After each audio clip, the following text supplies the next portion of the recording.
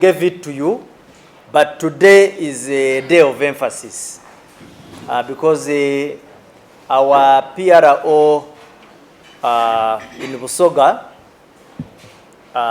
channeled this information. But today is when we meet a little bigger, a bigger size of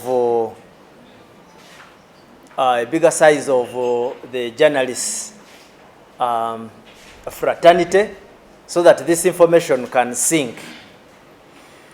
Now, we are in coordination with our sister security agencies. We wish to inform our public once again about the arrest of cyber fraudsters involved in the impersonation and the online scams, and in particularly here, we went for a group which impersonated Mrs. Natasha Museveni Karugire. We gave you that information, you recall. Now, why we even have to speak more about it, this is not the first time. On 9th February, I remember I posted or talked about a group we had arrested from Iganga municipality, which included 4 suspects. Most of all these are between the ages of 18, 19, 20. Rarely do you have a 40-year-old. There was Isabiri Ashraf, Mulondo Rahman, Kakaire Zubair, and Gesa Sharif. So they were soliciting money, claiming that Mrs. Natasha Karugire was giving help, but that there was a need for registration fees and processing charges. Now these ones, we arrested them. It didn't take long. Now we are in July. Another group has been arrested. The other ones were 4. Now this time we have even arrested a bigger number. This time I think they are 7. That is Mugudia Mustafa, 17 years. Maganda Murshid, 18 years. Waswa Mohammed, 21. I think this one is the oldest. Kaima Jamil, 17. Mulawa Shafiq, 17. Ngobi Sabath, 15. Juveniles. But with very, very toxic intentions. So, we recovered the 9 mobile phones as exhibits. Of course, we are carrying out more investigations. I'm told that they were operating under youth development application funds, and they were profiling people, but impersonating Mrs. Karugire. Now, why I brought it back? One, because there is a repeated pattern of cyber fraud. And then Iganga municipality is proving to be a hotspot for these schemes, which means that on one side, we need to do a lot of talking. On the other, we really need to nip this group in the bud and really obliterate it. So we are paying too much attention because the group has really been persistent. But nonetheless, as police, we shall take all necessary measures along with our colleagues to ensure that we bring justice to their doorsteps.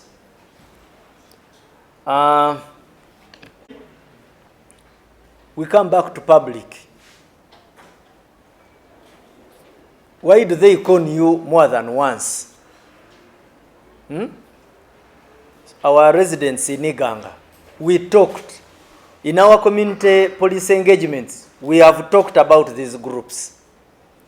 But you have stubbornly decided to fall victim. Now this is not okay, because nobody can solicit money when he is going to give you help. This should be a message at the back of the mind of any rational human being. But nonetheless, anyway, when you encounter such fellows, come back to us. When I was going through a list of interactions we have had with these impersonators, I found that the cases are really many.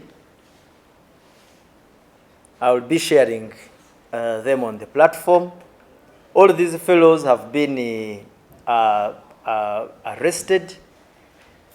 So I'll be sharing this information on our platforms.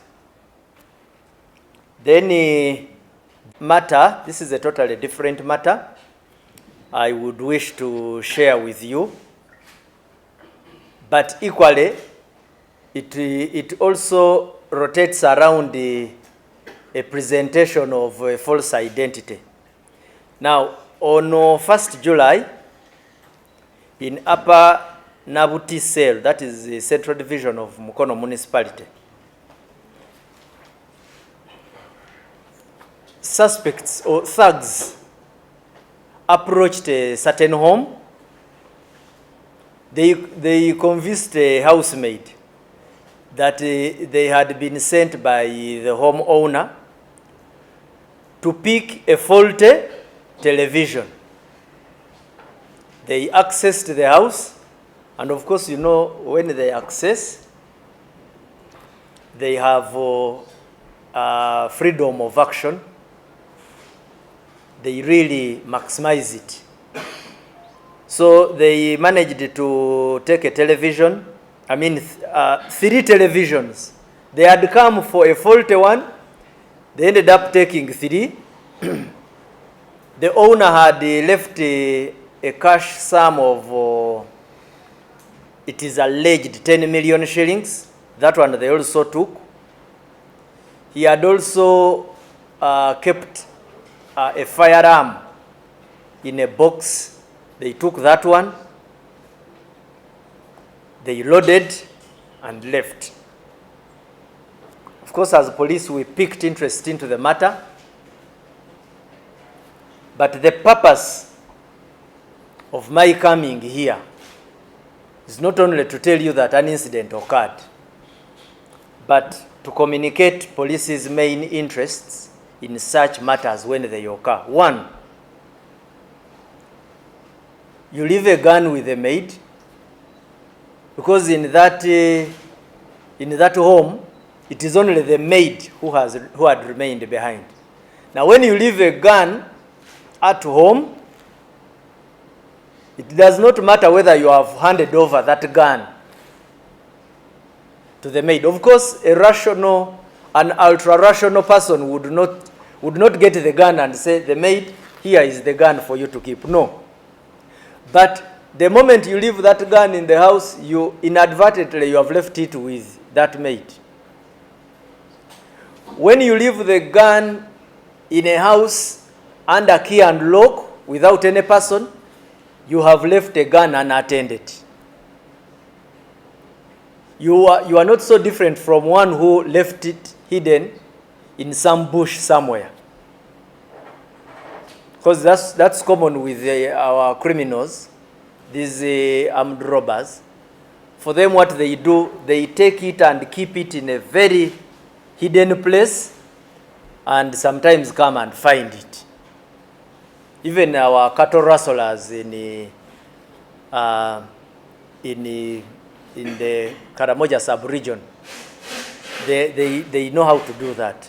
So this is extremely reckless, because you endanger. That gun could have been used against the maid.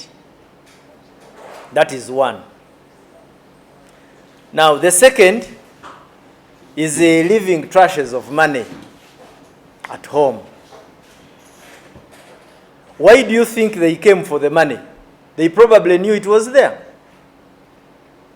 Because one of the principles people needed to master about money is that when you are getting money, you are probably picking it from somebody, so it is not a secret. There will always be a point of intersection when one or two people know that you have large sums of money around you. Because you don't manufacture it. No, you get it from somebody else. So money, by its social interaction characteristics, there will always be one or two people who detect that you are now in contact with a huge and big sum of money. And at that material time is when people develop the interest to come and take it. So this is what happened. Just that by advantage, we managed to recover the firearm, which is currently in our custody. Those are the issues I had today. I had to concentrate mainly on fraud and identity misrepresentation occasioning crime. But my clarion call to public is take serious some of these issues we bring forward, because there is material evidence that people are getting harmed, people are getting injured, people are getting defrauded. So you really need to take serious some of these messages. I thank you. I will to our dear colleagues today at police headquarters, and also to those out there who are watching us in our usual press briefing, which we usually hold every Monday. Today, I've essentially concentrated on largely issues rotating around the impersonation and the fraudulent use of names of prominent persons. Like I have already said, we bring out these issues, highlight them, because when we are monitoring trends, at times we monitor and find that something you spoke about yesterday, the next day it seems to attract more victims, which would mean that it seems the message has not yet sunk. And now when it comes to this issue I'm talking about of fraudsters and impersonators, the challenge is still there. So we feel that we need to talk a little more. I will begin with the case of one Hope Tumwebaze.